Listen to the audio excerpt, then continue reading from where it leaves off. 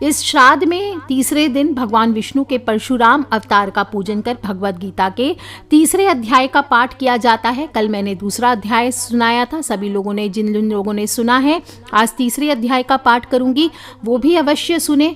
इसके सुनने से, पढ़ने से आरोग्य की प्राप्ति होती है, जीवन में सुख समृद्धि आती है, वृद्धि होती है। अगर आपके घर में पितृ दोष है तो वो भी दूर होता है। जिन लोगों को लगता है कि घर में पितर दोष है, उन्हें आज के दिन घर की दक्षिण दिशा में, या श्राद्ध पक्ष में आप किसी भी दिन ये कर सकते हैं, घर के दक्षिण दिशा में अगर अभी तक आपने पितरों का स्थान नहीं बनाया है तो पितृ का स्थान बनाइए। घर के दक्षिण दिशा में अपने पूर्वजों की चित्र लगा करके या पितृ यंत्र अभिमंत्रित करके उसको अपने घर में 1.25 लाख जप से ब्रह्मचारी द्वारा अभिमंत्रित यंत्र होना चाहिए। इस बात का ध्यान रखें और घर की दक्षिण दिशा में दक्षिण मुखी होकर सफ़ेद कपड़े पर विराजित करके उसका पूजन करें। अगर आप यज्ञोपवीत धारण करते हैं तो दाहिने कंधे से बाईं तरफ कर लीजिए और मिट्टी या पीतल के दीपक में गाय के घी का दीपक जलाना चाहिए। धूप दीजिए, चंदन अर्पित कीजिए अपने पितरों को, पितृ यंत्र की पूजा कीजिए चंदन से। और ये चंदन थोड़ा ज़्यादा लीजिए क्योंकि ये चंदन से बाद में मैं आपको बताऊंगी कि आपको क्या उपाय करना है। पीले या हो सके तो सूरजमुखी के पुष्प चढ़ाएं अपने पितरों को पितृ यंत्र पर, और या फिर सफ़ेद फूल हैं आपके पास, पीले फूल नहीं मिल रहे हैं तो उसको पीले धागे में पिरोकर आपको चढ़ाना चाहिए। जो भी भोजन आपने बनाया है, जो भी पूड़ी, खीर, कुष्मांड की सब्जी, ये सभी चीज़ें आपको भोग लगानी चाहिए और हर भोग में तुलसी पत्र अवश्य डालना चाहिए। और पहले भगवान को, विष्णु भगवान को या लड्डू गोपाल को आपको भोग लगाना चाहिए। इसके बाद ही पितृ के नाम का भोजन निकालना चाहिए। और पितृ के निमित्त आप ओम रांग रांग परशु हस्ताय नमः, क्या बोलेंगे? ओम रांग रांग परशु हस्ताय नमः, इस मंत्र का आज के दिन जाप किया जाता है। इसके बाद जो भोग है उसमें से, भोग में से थोड़ा पहले गाय का, फिर काले कुत्ते का, कौवे का, ये ग्रास आपको अलग से निकाल कर उनको खिलाना चाहिए। इसके बाद ब्राह्मण भोजन कराना चाहिए और कोशिश करें कि आप जो ब्राह्मण भोजन कराएंगे उसमें कोई ना कोई चांदी का बर्तन का प्रयोग ज़रूर करें। सभी बर्तन ना हो तो कम से कम चांदी के गिलास में पानी ज़रूर देना चाहिए। पितृपक्ष में चांदी के बर्तन में पानी देने से पितरों को अक्षय तृप्ति होती है और भोजन के बर्तन भी अगर चांदी हो तो श्रेष्ठ है। और ब्राह्मण को भोजन करवाते समय परोसने के लिए हमेशा दोनों हाथ से आपको ले जाके बर्तन पकड़ के परोसना चाहिए। एक हाथ से लाया गया पात्र अगर आप उससे परोसते हैं ब्राह्मणों को भोजन तो राक्षसों का हो जाता है। आज के दिन पीतल का कलश हुआ, पपीता हुआ, ये आप अपने ब्राह्मण को दान कीजिए। पिंड दान करना चाहते हैं तो आज के दिन काले तिल और सत्तू से पिंड दान किया जाता है। कहते हैं तिल और सत्तू अर्पित करके प्रार्थना करने से कुल में कोई भी प्रेत नहीं रहता। तो स्नान आदि से निवृत्त होकर धोती जनेऊ पहने और उंगली में दुर्भा घास की अंगूठी पहन लीजिए और जौ का सत्तू और काले तिल से पिंड बनाकर पितरों के सामने रखिए। अब बर्तन से धीरे धीरे उस पर पानी डालना है। तर्पण विधि आपको देखनी चाहिए, वीडियो का लिंक मैं वीडियो के नीचे दे दूंगी, घर में कैसे तर्पण किया जाता है। और बेस्ट होगा संकल्प देकर किसी ब्राह्मण के द्वारा करवाएं या फिर आप किसी अच्छे संस्थान में पितृ तर्पण आदि श्राद्ध आपको करवाना चाहिए। सत्तू में तिल मिला करके आप चाहे तो अपसव्य से, यानी दाहिने हाथ से दक्षिण पश्चिम होकर उत्तर पूरब से सत्तू को छींटते हुए प्रार्थना करनी चाहिए। ब्रह्मा से लेकर चींटी पर्यंत चराचर जीव मेरे इस जल दान से आप तृप्त हो जाएं। इसके बाद भोजन को गऊ, कौवे, कुत्ते, चींटियों को खिलाना चाहिए। दोस्तों इस दिन आपको पितृ सूत्र का पाठ भी अगर हो सके तो करना चाहिए। यथाशक्ति दान दें और जो कटोरी में मैंने चंदन रखने बोला है उसको सबसे पहले अपने मस्तक पर और फिर घर की उत्तर पूरब यानी north east corner of the house, ईशान कोण में दीवार पर उससे छोटा सा स्वस्तिक घर के अंदर बनाना चाहिए। और अगर आपने पपीता चढ़ाया है तो उसको बीच में से 2 टुकड़ा कर दीजिए और पूरे परिवार में फिर इसको बांटना चाहिए। इससे घर के कलेश दूर होते हैं। इस प्रकार से श्राद्ध पक्ष के आप किसी भी दिन कम विशेष रूप से तीसरे दिन गीता जी के तीसरे अध्याय का पाठ भी करें। आगे मैं पाठ करूंगी, जो लोग भी सुनना चाहते हैं ध्यानपूर्वक सुने। बोलिए श्री कृष्ण भगवान की जय। कर्म योग नामक तीसरा अध्याय हम शुरू करते हैं। इस अध्याय में श्री कृष्ण कर्म योग या कर्म योग की व्याख्या करते हैं। वे अर्जुन को समझाते हैं कि कोई भी व्यक्ति एक क्षण के लिए भी कर्म किए बिना नहीं रह सकता है। अपने स्वभावगत गुणों से बंधे हुए सभी प्राणी हमेशा किसी न किसी कार्य में लगे ही रहते हैं। श्रेष्ठ वो लोग होते हैं जो कर्म योग का अभ्यास करते हैं और बाह्य रूप से अपने उत्तरदायित्वों को पूरा करने के लिए लगन से मेहनत करते हैं, लेकिन आंतरिक रूप से वे उनसे अनासक्त रहते हैं। हालांकि पाखंडी लोग बाह्य रूप से त्याग प्रदर्शित करते हैं, लेकिन आंतरिक रूप से अपने इंद्रियों के विषय में लगे रहते हैं। श्री कृष्ण भगवान कहते हैं कि सभी जीव भगवान की रचना का अभिन्न अंग है और उन्हें अपनी भूमिकाएं और जिम्मेदारियां निभानी होती है। वेदों में स्वर्ग के देवताओं को प्रसन्न करने के लिए यज्ञ करने का निर्देश दिया गया है, जो बदले में भौतिक लाभ को प्रदान करता है, और इन यज्ञों से ही वर्षा होती है जो पृथ्वी पर जीवन निर्वाह के लिए खाद्य अन्न उत्पादन में सहायता करती है। जो लोग केवल अपनी इंद्रियों के सुख के लिए जीते हैं और इस चक्र में अपनी जिम्मेदारी स्वीकार नहीं करते, वे पापी कहलाते हैं और व्यर्थ ही उनका जीवन है। हालांकि श्री कृष्ण भगवान कहते हैं कि जब कार्य या निर्धारित कर्तव्य भगवान के प्रति दायित्व के रूप में किए जाते हैं तो उन्हें भी यज्ञ और बलिदान के समान ही माना जाता है। फिर वे बताते हैं कि बाकी मानव जाति के विपरीत प्रबुद्ध आत्माएं अपनी शारीरिक जिम्मेदारियों को पूरा करने के लिए बाध्य नहीं है। वे आत्मज्ञान में स्थित होते हैं और आत्मा की उच्चतर जिम्मेदारियों को पूरा करते हैं। हालांकि वे अपने सामाजिक कर्तव्यों का परित्याग नहीं करते, क्योंकि इससे उन आम लोगों के मन में वैमनस्य पैदा हो जाता है जो प्रेरणा के लिए उनसे प्रेरणा लेते हैं। इसलिए बुद्धिमान व्यक्ति को चाहिए कि बिना किसी व्यक्तिगत उद्देश्य के केवल दूसरों के लिए अनुसरण करने के लिए अच्छे उदाहरण प्रस्तुत करने के लिए काम करना जारी रखें। अन्यथा अज्ञानी व्यक्ति अपने निर्धारित कर्तव्यों को समय से पहले ही छोड़ सकते हैं। श्री कृष्ण भगवान ने प्रबुद्ध राजा जनक का एक ऐसा ही उदाहरण दिया है, जिन्होंने एक आदर्श राजा और पिता के रूप में अपने सांसारिक कर्तव्यों का पालन किया। फिर अर्जुन श्री भगवान से पूछते हैं कि लोग पाप क्यों करते हैं, चाहे वो ना चाहते हुए भी, मानो किसी बल के द्वारा। तब भगवान श्री कृष्ण समझाते हैं कि केवल वासना ही पापी सर्वभक्षी शत्रु है। जिस प्रकार धुएं से ढकी हुई आग या धूल से ढका हुआ दर्पण, उसी प्रकार इच्छा व्यक्ति के ज्ञान को ढक देती है और बुद्धि को भ्रमित कर देती है।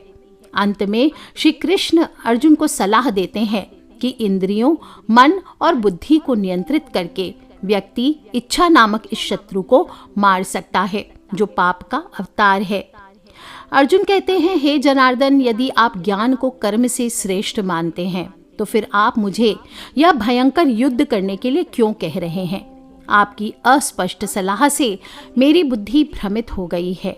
कृपया मुझे वह मार्ग बताइए जिससे मैं परम कल्याण को प्राप्त कर सकूं। तब भगवान कहते हैं, हे निष्पाप, आत्मज्ञान की ओर ले जाने वाले दो मार्ग मैंने आपको पहले ही बता दिए हैं। ज्ञान का मार्ग जो चिंतन की ओर प्रवृत्त है उनके लिए, और कर्म का मार्ग जो कर्म की ओर प्रवृत्त है उनके लिए। केवल कर्म से विरत रहने से ना तो कोई कर्म फलों से मुक्ति प्राप्त कर सकता है, ना ही केवल भौतिक त्याग से ज्ञान की पूर्णता को प्राप्त कर सकता है। ऐसा कोई नहीं है जो एक क्षण के लिए भी बिना कर्म के लिए किए रह सके। वस्तुतः सभी प्राणी अपने अपने गुणों, तीनों गुणों के कारण कर्म करने के लिए बाध्य होते हैं। जो लोग बाह्य कर्मेंद्रियों को रोककर मन में इंद्रिय विषयों का चिंतन करते रहते हैं, वे निश्चय ही अपने को धोखा देते हैं और उन्हें पाखंडी कहा जाता है। परंतु हे अर्जुन, जो कर्म योगी अपने ज्ञानेंद्रियों को मन के द्वारा वश में रखते हैं और कर्म इंद्रियों को आसक्ति रहित होकर कर्म में लगाते हैं, वे निश्चय ही श्रेष्ठ है।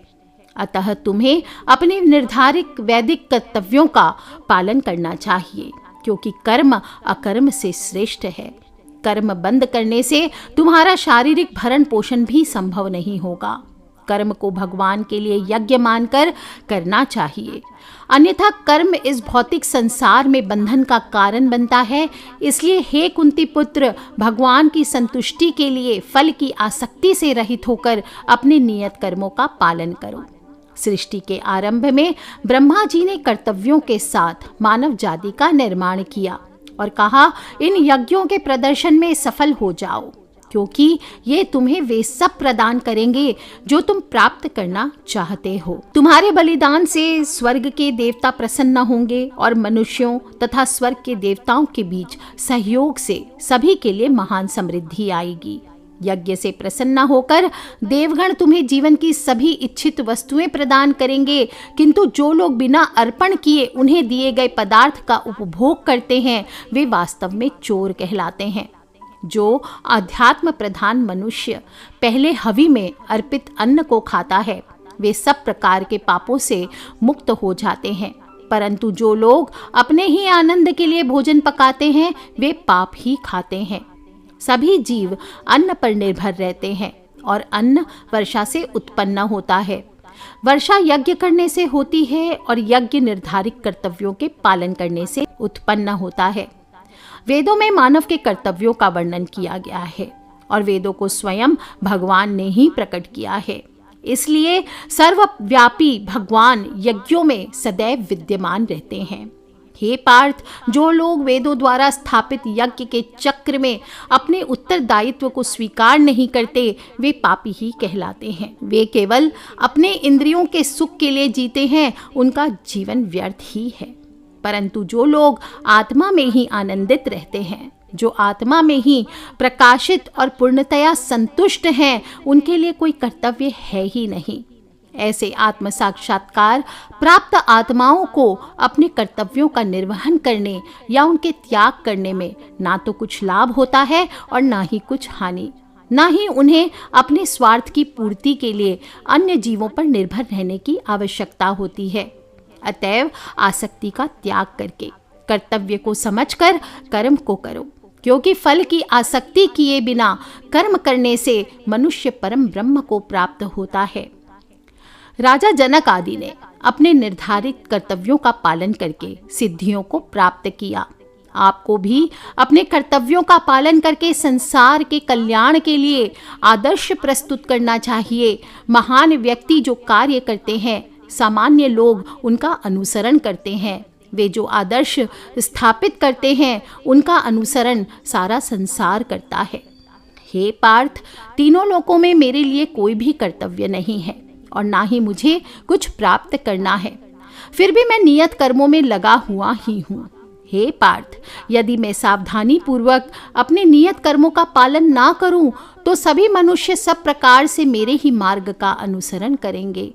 यदि मैं नियत कर्म को करना छोड़ दूं, तो भी ये सभी लोक नष्ट हो जाएंगे और मैं इस कोलाहल के लिए जिम्मेदार होऊंगा और इस प्रकार मानव जाति की शांति नष्ट हो जाएगी। ये भरतवंशी, जिस प्रकार अज्ञानी लोग फल की आसक्ति के साथ अपने कर्तव्यों का पालन करते हैं, उसी प्रकार बुद्धिमानों को भी लोगों को सही मार्ग पर लाने के लिए आसक्ति रहित होकर कर्म करते ही रहना चाहिए। बुद्धिमानों को चाहिए कि वे सकाम कर्मों में आसक्त अज्ञानी लोगों को कर्म करने से रोककर उनकी बुद्धि में विभेद उत्पन्न न करे, अपितु उन्हें अपने कर्तव्यों का ज्ञान पूर्वक पालन करते हुए अज्ञानी लोगों को भी अपने नियत कर्तव्यों का पालन करने के लिए प्रेरित करे। सभी कार्य प्रकृति के 3 गुणों द्वारा संपन्न होते हैं, किंतु अज्ञानतावश शरीर के साथ मिथ्या तादम्य से भ्रमित आत्मा स्वयं को ही कर्ता समझती है। हे महाबाहु अर्जुन, ज्ञानी पुरुष आत्मा को गुणों और कर्मों से पृथक पहचानते हैं। वे जानते हैं कि केवल गुण ही इंद्रियां, मन आदि के रूप में गुणों के बीच ज्ञान के विषयों के रूप में विचरण करते हैं, इसलिए वे उनमें नहीं फंसते। जो लोग गुणों के प्रभाव से मोहित हो जाते हैं, वे अपने कर्मों के परिणामों में आसक्त हो जाते हैं, किंतु जो बुद्धिमान इन सत्यों को समझते हैं, उन्हें ऐसे अज्ञानी लोगों को विचलित नहीं करना चाहिए, जो बहुत कम लोग जानते हैं। समस्त कर्मों को मुझको अर्पण करके मुझ परमेश्वर का निरंतर तुम ध्यान करो। कामना हो, स्वार्थ हो, इससे मुक्त हो जाओ और मानसिक शोक को दूर करके तुम युद्ध करो। जो लोग मेरी इन शिक्षाओं का पालन अत्यंत ही श्रद्धा और ईर्ष्या से मुक्त होकर करते हैं, वे कर्म के बंधन से मुक्त हो जाते हैं। परंतु जो लोग मेरे उपदेशों में भी दोष ढूंढते हैं, वे ज्ञानहीन और विवेक शून्य होकर इन सिद्धांतों की अवहेलना करते हैं और अपना ही नाश करते हैं। बुद्धिमान लोग भी अपने स्वभाव के अनुसार कार्य करते हैं, क्योंकि सभी जीव अपने स्वाभाविक प्रवृत्तियों से प्रेरित होते हैं। दमन से क्या लाभ होगा?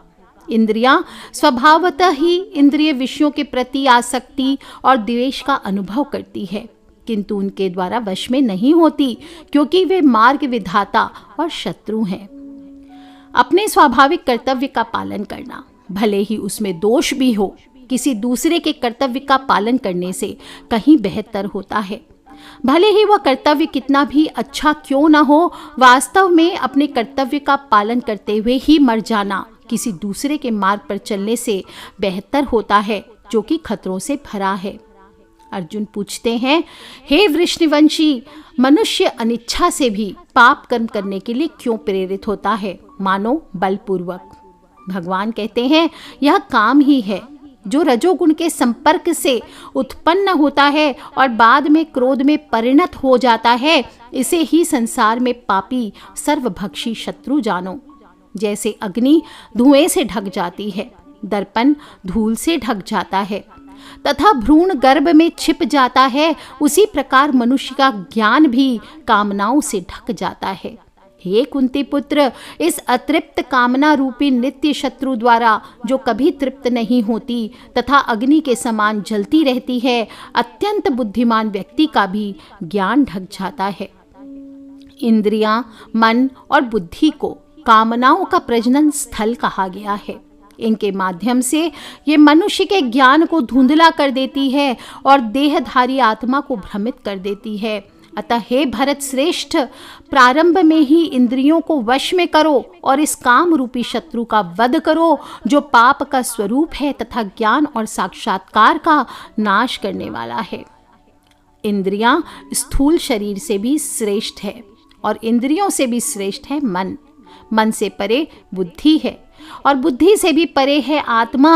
अतः हे महाबाहु अर्जुन, इस प्रकार आत्मा को भौतिक बुद्धि से श्रेष्ठ जानकर उच्चतर आत्मा की शक्ति के द्वारा निम्नतर आत्मा यानी इंद्रिय, मन और बुद्धि को वश में करो और काम नामक इस दुर्जय शत्रु का वध करो।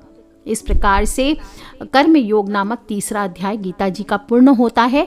बोलिए श्री कृष्णचंद्र भगवान की जय, अपने अपने पितृ पितरानी की जय। आज के लिए इतना ही, और सिर्फ अकेले नहीं सुनना है, सभी से शेयर करते रहा करें, क्योंकि हमें नहीं पता कौन सा उपाय, कौन सी बात कब किसके जीवन में बड़े बड़े बदलाव लेकर के आती है। पितृपक्ष है, सभी को पितृदोष से मुक्ति मिले, इसी सच्ची कामना के साथ आज के लिए इतना ही। Take care friends, love you all. जय माता दी, बम बम भोलेनाथ की जयकारा, शेरा वाली दा बोल साचे दरबार की जय।